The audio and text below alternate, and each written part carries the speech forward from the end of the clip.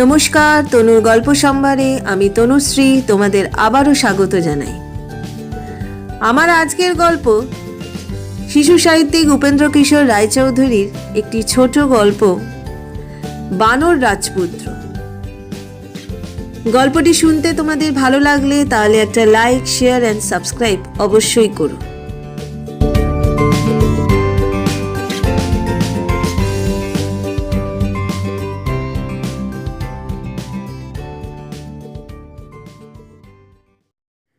এক রাজার 7 রানী, কিন্তু ছেলে পিলে একটিও নাই। রাজার তাতে বড়ই দুঃখ। তিনি সবাই গিয়ে মাথা গুজে বসে থাকেন, কেউ এলে ভালো করে কথাও কর না। একদিন হয়েছে কি, এক মুনি রাজার সঙ্গে দেখা করতে এসেছে। মুনি রাজার মুখ ভার দেখে জিজ্ঞাসা করলেন, রাজা, তোমার মুখ যে ভার দেখছি, তোমার কিসের দুঃখ? রাজা বললেন, সে কথা আর কি বলবো মুনি ঠাকুর, আমার রাজ্য, ধন, লোকজন সবই আছে, কিন্তু আমার যে ছেলে পিলে নেই। আমি মরলে এইসব কে দেখবে? মুনি বললেন, ওই কথা? আচ্ছা, তোমার কোনো চিন্তা নেই। কাল ভোরে উঠেই তুমি সোজাসুজি উত্তর দিকে চলে যাবে। অনেক দূর গিয়ে একটা বনের ধারে দেখবে একটা আম গাছ রয়েছে। সেই আম গাছ থেকে 7টি আম এনে তোমার 7 রানীকে বিটে খাইয়ে দিলেই তোমার 7টি ছেলে হবে। কিন্তু খবরদার, আম নিয়ে আসবার সময় পিছনের দিকে তাকিও না যেন। এই কথা বলে মুনি চলে গেলেন। তারপর দিন গেল, রাত হলো। ক্রমে রাত ভোর হলো। তখন রাজা মশাই তাড়াতাড়ি বিছানা থেকে উঠে সোজাসুজি উত্তর দিকে চলতে লাগলেন। যেতে যেতে অনেক দূর গিয়ে তিনি দেখলেন সত্যি সত্যি বনের ধারে একটা আম গাছ আছে। তাতে পাকা 7টি আমও দেখতে পাওয়া যাচ্ছে। সেই বনে তিনি কতবার শিকার করতে এসেছেন, কিন্তু আম গাছ কখনো তিনি দেখতে পাননি। যাই হোক, তিনি তাড়াতাড়ি সেই গাছে উঠে আম 7টি পেড়ে নিয়ে বাড়িতে ফিরে এলেন। খানিক দূর যেতে না যেতেই শুনলেন কে যেন পিছন থেকে তাকে ডাকছে, ওগো রাজা, ফিরে যাও, আরো আম নিয়ে যাও। মুনি যে সাবধান করে দিয়েছিলেন সে কথা রাজার মনে ছিল না। তিনি পিছন দিক থেকে ডাক শুনেই ফিরে তাকিয়েছেন, আর অমনি আমগুলো তার হাত থেকে ছুটে গিয়ে আবার গাছে ঝুলতে লেগেছে। কাজেই রাজামশাইয়ের আবার গিয়ে গাছে উঠে আমগুলো পেড়ে আনতে হলো। এবার আর তিনি কিছুতেই মুনির কথা ভুললেন না। তিনি চলে আসবার সময় পিছন থেকে তাকে কত রকম করে ডাকতে লাগলো, চোর চোর বলে কত গালও দিল। রাজামশাই তাতে কান না দিয়ে বো বো করে বাড়ির পানে ছুটলেন। বাড়ি এসে রানীদের হাতে 7টি আম দিয়ে রাজামশাই বললেন, তোমরা 7 জনেই 7টি আম বেটে খাও। ছোট রানী তখন সেখানে ছিলেন না। বড় রানীরা 6 জনে মিলে তাকে কিছু না বলেই সবকটি আম খেয়ে ফেললেন। ছোট রানী এর কিছুই জানতে পারলেন না, কিন্তু তার ঝি সব দেখল। বড় রানীদের খাওয়া শেষ হয়ে গেলে সে আমের ছালগুলি চুপি চুপি কুড়িয়ে নিয়ে গেল, আর সেই ছালগুলো ধুয়ে বেটে ছোট রানীর হাতে দিয়ে বলল, মা, এই ওষুধটা খেয়ে নাও, তোমার ভালো হবে। ওষুধ খেতে হয় তাই ছোট রানী আর কোনো কথা না বলেই সেটা খেয়ে ফেললেন। তারপর বড় রানীদের সকলেরই একটি একটি করে সুন্দর খোকা হলো। রাজা তাতে খুশি হয়ে খুব ধুমধাম আর গান বাজনা করালেন। ছোট রানীরও একটি খোকা হলো, কিন্তু সেটি হলো বানর। বানর দেখে রাজা চটে গিয়ে ছোট রানীকে বাড়ি থেকে তাড়িয়ে দিলেন। দেশের লোকের তাতে বড়ই দুঃখ হলো। তারা একটা কুঁড়ে বেঁধে ছোট রানীকে বলল, মা, তুমি এইখানেই থাকো।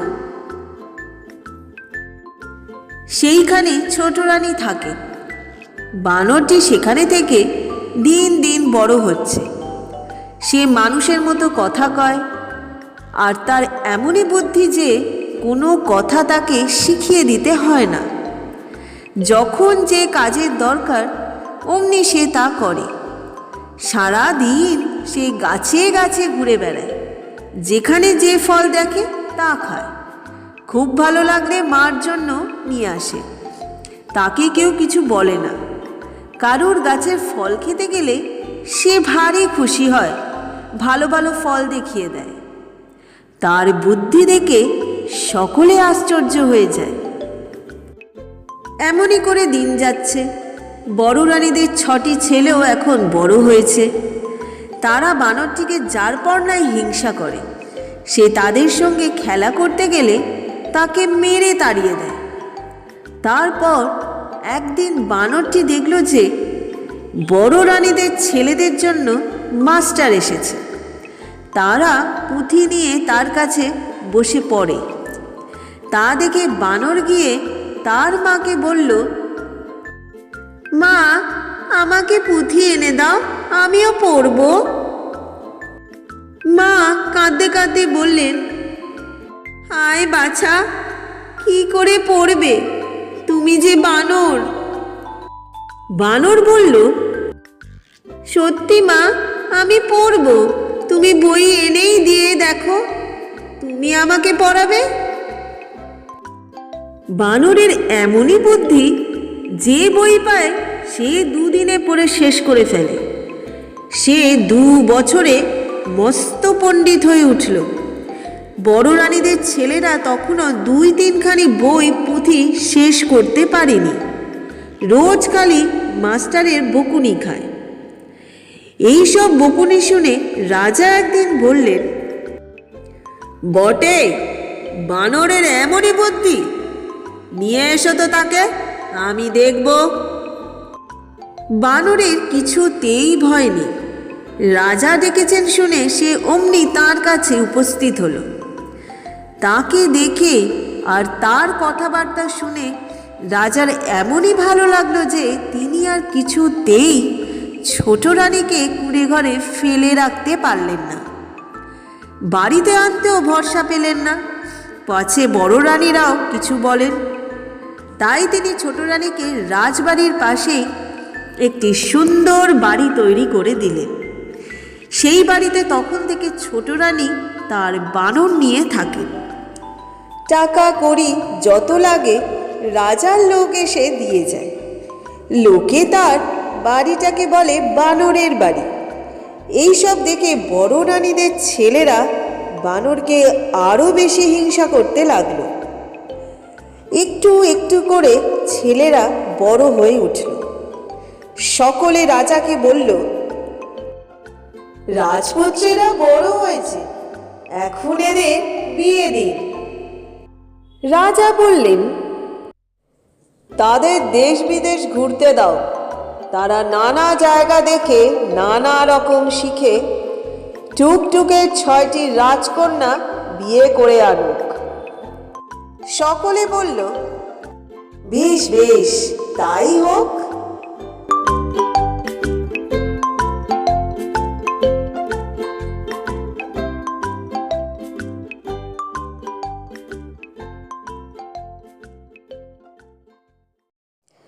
তারপর 6 রাজপুত্র সেজে গুজে টাকা কড়ি সঙ্গে নিয়ে ঘোড়ায় চড়ে নানান দেশ দেখতে বেরোলো। তা দেখে বানর তার মাকে গিয়ে বলল, মা, আমিও যাব। তারপর মা বললেন, তুমি কি করতে যাবে জাদু? তোমাকে কোন টুকটুকে রাজকন্যা বিয়ে করবে? বানর বলল, মা, আমি অনেক দেশ দেখতে পাবো। মা বললেন, তুমি যে দেশ দেখতে যাবে, আমি তোমাকে ছেড়ে কি করে থাকবো? বানর বলল, আমি দেখতে দেখতে ফিরে আসব। তোমার পায়ে পড়ি মা, আমাকে যেতে দাও। কাজেই ছোট রানী আর কি করেন, বানরকে যেতে দিতেই হলো।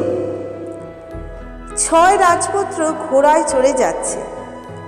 রাজবাড়ি থেকে অনেক দূর চলে এসেছে। একটা বনের ভিতর দিয়ে তাদের পথ।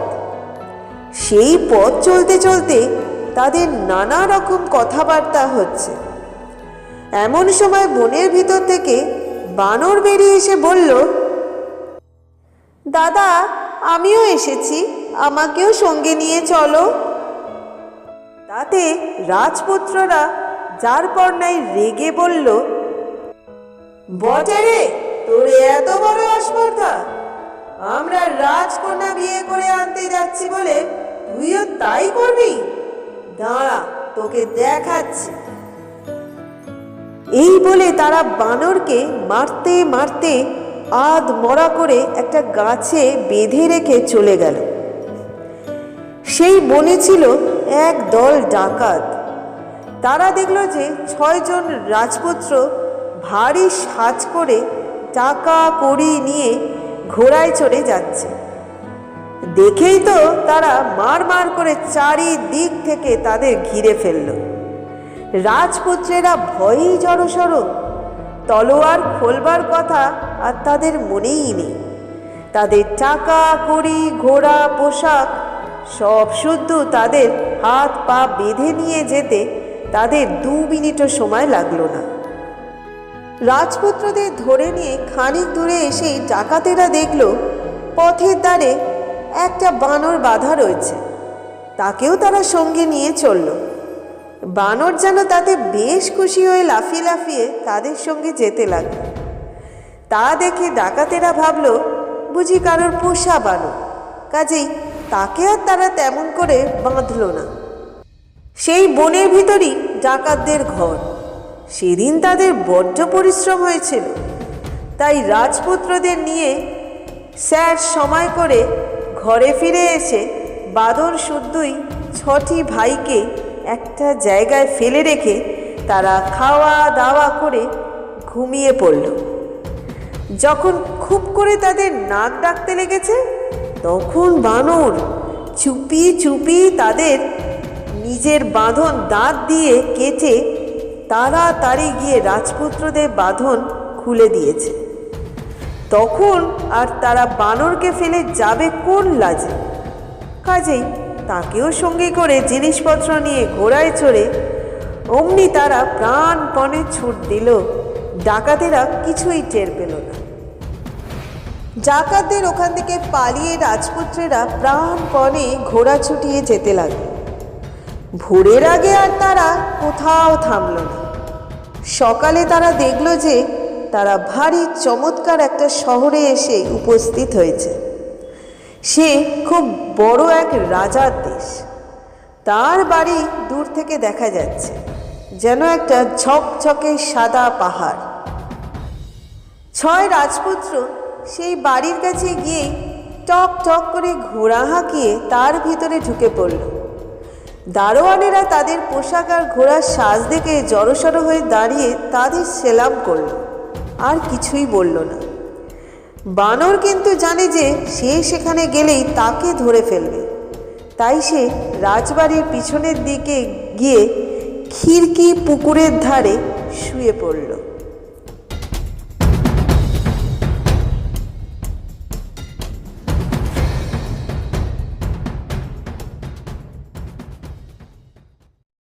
সেই দেশের রাজারও ছিল 7 রানী। তাদের বড় 6জন ছিল ভারী হিংসুক আর দেখতেও বিশ্রী, আর ছোটটি ছিলেন পরীর মতো সুন্দর আর বড় লক্ষ্মী। বড়রা রাজাকে মিছিমিছি নানান কথা বলে ছোট রানীকে ঘর থেকে তাড়িয়ে দিয়েছে। তিনি খিড়কির পুকুরের ধারে একটা কুঁড়ের ভিতরে থাকতেন। রাজা তার কোনো খবর নিতেন না। বড় 6 রানীর 6টি মেয়ে ছিল, তারাও দেখতে ছিল ঠিক তাদের মায়ের মতো, আর তাদের মনও ছিল তেমনই। আর ছোট রানীর যে মেয়েটি ছিল, সেও ছিল ঠিক তার মার মতন, যেমনই সুন্দর তেমনই লক্ষ্মী। তাহলে কি হয়, বড় রানীরা রাজাকে বুঝিয়ে সুঝিয়ে দিয়েছিল যে ছোট রানীর মেয়েটা পাগল, কালো, কুঁজো, কানা, খোড়া, কালা আর বোবা। সেই খিড়কির পুকুরের ধারে সেই ছোট রানীর কুঁড়েঘরের কাছে বানর গিয়ে শুয়ে রয়েছে। খানিক বাদে বড় রানীদের 6টি মেয়ে 6টি ঘটি নিয়ে সেখানে স্নান করতে এলো। ছোট রানীর মেয়েটিও তার ছোট ঘটিটি নিয়ে এলো। তারা স্নান করে চলে আসবার সময় সেই মেয়েটির ঘটি থেকে কেমন করে খানিকটা জল বানরের গায়ে পড়ে গেল। অমনি বড় রানীদের 6 মেয়ে হাততালি দিয়ে চেঁচিয়ে বলতে লাগলো, ও মা, তোমরা দেখো, এসো, ছোট রানীর মেয়ে বাদরটিকে বিয়ে করেছে। বড় রানীরাও তা শুনে ছুটে এসে বলতে লাগলো, তাই তো, তাই তো, ছোট রানীর মেয়ে বানরটাকে বিয়ে করেছে। সেই খবর তক্ষুনি তারা রাজার কাছে পাঠিয়ে দিল। দেশের সকল লোক রাজার সভায় বসে শুনল যে ছোট রানীর মেয়ের একটা বানরের সঙ্গে বিয়ে হয়েছে। ছোট রানীর মনে কি কষ্ট হলো তার কি বলবো। তিনি খাওয়া দাওয়া ছেড়ে দিয়ে মেয়েটিকে বুকে নিয়ে মাটিতে পড়ে কাঁদতে লাগলেন। তা দেখে বানর তাদের ঘরের দরজায় এসে বাইরে থেকে হাত জোর করে বলল,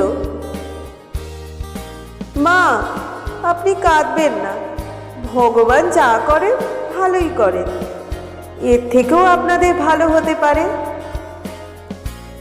বানরকে মানুষের মতো কথা কইতে দেখে রানী উঠে বসলেন। তার মনের দুঃখ যেন কোথায় চলে গেল। সেই থেকে বানর তার ঘরের কাছে গাছের উপর থাকে আর প্রাণপণে তার সেবা করে। রানী যখন শুনলেন যে সে রাজপুত্র, তখন সে যে বানর সে কথা তিনি ভুলেই গেলেন। তার মনে হলো যে এমন ভালো আর বুদ্ধিমান লোক আর মানুষের ভিতরে নাই। এদিকে হয়েছে কি, সেই 6 রাজপুত্র রাজার বাড়িতে ঢুকে একেবারে তার সভায় এসে হাজির হয়েছে। রাজা দেখেই বুঝতে পেরেছেন এরা রাজপুত্র। তিনি জিজ্ঞাসা করলেন, বাপু, তোমরা কে, কি করতে এসেছো? তারপর যখন তাদের বাপের নাম শুনলেন যে তারা বিয়ে করবার জন্য রাজকন্যা খুঁজতে বেরিয়েছে, তখন তার আর খুশির সীমাই রইল না। তিনি বললেন, বাহ, তোমরা যে আমার বন্ধুর ছেলে, বেশ হলো, আমার 6 মেয়েকে তোমরা 6 জনে বিয়ে করবে। ঠিক এমনই সময় বাড়ির ভিতর থেকে খবর এলো যে ছোট রানীর মেয়ের একটা বাঁদরের সঙ্গে বিয়ে হয়েছে। রাজপুত্ররাও তখনই বুঝে নিল যে এ আর কেউ নয়, তাদেরই বাঁদর। তাদের মনের হিংসাটা যে হলো, বাঁদর এসে তাদের আগেই রাজার মেয়ে বিয়ে করে ফেলল। লোকে আবার কানাকানি করে বলে যে সে মেয়ে নাকি রাজার আর 6 মেয়ের চেয়ে ঢের বেশি সুন্দর আর ভালো। এইসব কথা তারা যত ভাবে ততই খালি হিংসায় জ্বলে মরে। যা হোক, রাজার 6 মেয়ের সঙ্গে তাদের বিয়ে হয়ে গেল। তারপর ঝকঝকে ময়ূরপঙ্খী সাজিয়ে ঢাক ঢোল বাজিয়ে তারা বউ নিয়ে দেশে চলল। বানরও একটা ছোট নৌকায় করে তার স্ত্রীকে নিয়ে তাদের পিছু পিছু চলেছে। তাকে দেখেই 6 রাজপুত্র রেগে ভূত হয়ে গেছে আর ভেবেছে যে একে বউ নিয়ে দেশে ফিরতে দেওয়া যাবে না। মুখে কিন্তু ভাই ভাই বলে ভারী আদর দেখাতে লাগলো, যেন তাকে কতই ভালোবাসে। শেষে যখন বাড়ির কাছে এসেছে তখন রাত্রে ঘুমের ভিতরে বেচারার হাত পা বেঁধে তাকে জলে ফেলে দিল। ভাগ্যের ছোট বউ টের পেয়ে তাড়াতাড়ি একটা বালিশ ফেলে দিয়েছিল, আর তাই ধরে অনেক কষ্টে সে কোনো মতে ডাঙায় উঠল, নইলে সে যাত্রা আর উপায় ছিল না। তারপর সকালবেলায় নৌকা এসে ঘাটে লাগলো। রাজা খবর পেয়ে ছেলে বউদের আদর করে ঘরে নিতে এলেন। 6 ছেলে এসে তাকে প্রণাম করল। রাজা তাদের জিজ্ঞাসা করলেন, আমার বানর কই?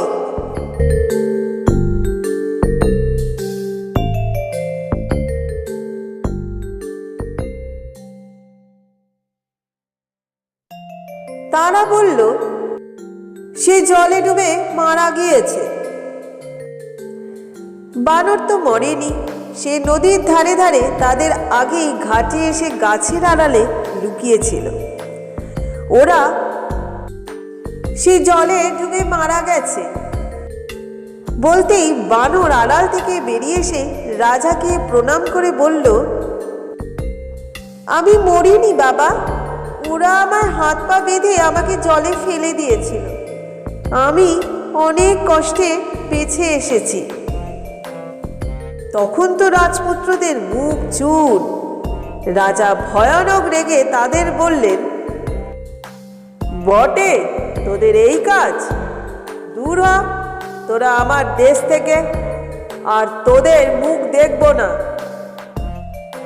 এই বলে দুষ্টু ছেলেগুলিকে তাড়িয়ে দিয়ে রাজা যার পর নাই আদরের সহিত বানর আর ছোট বউকে ঘরে নিয়ে এলেন। বানরের মা ছেলেকে ফিরে পেয়ে আর এমন সুন্দর লক্ষ্মী বউ ঘরে এনে যে কত সুখী হলেন তা বুঝতেই পারো। তারপর খুব সুখেই তাদের দিন কাটতে লাগলো। এর মধ্যে হয়েছে কি, বৌমা দেখলেন যে বানর শুধু দিনের বেলায় বানর সেজে বেড়ায়, রাত্রে সে বানরের ছাল খুলে ফেলে দেবতার মতো সুন্দর মানুষ হয়। এ কথা তিনি ছোট রানীকে বললেন। ছোট রানী আবার রাজাকে জানালেন। রাজা তো শুনে ভারী আশ্চর্য হয়ে এসে বললেন, বৌমা তুমি এক কাজ করো, আজ রাত্রে যখন সে বানরের ছাল খুলে ঘুমোবে তখন তুমি সেই ছালটাকে পুড়িয়ে ফেলবে। সেদিন বানরের শোবার ঘরের পাশের ঘরে মস্ত আগুন জেলে রাখা হলো। বানর তা জানতেই পারল না।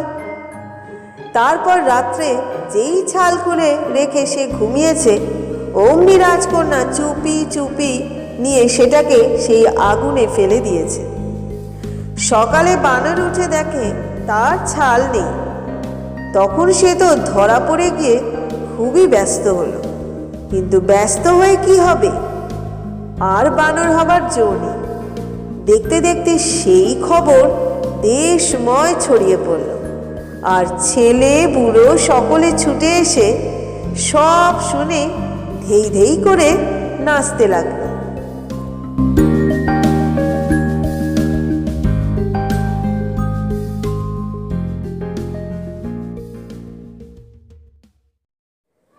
এতক্ষণ তোমরা শুনলে শিশু সাহিত্যিক উপেন্দ্র কিশোর রায়চৌধুরীর একটি ছোট্ট রাজপুত্র গল্প, বানর রাজপুত্র। গল্পটা শুনতে তোমাদের কেমন লাগলো অবশ্যই তোমাদের মতামত শেয়ার করো। আজকের মতো বিদায় নিচ্ছি, আবার আসবো অন্য একটা গল্প নিয়ে। সবাই ভালো থেকো, সুস্থ থেকো এবং সুরক্ষিত থেকো।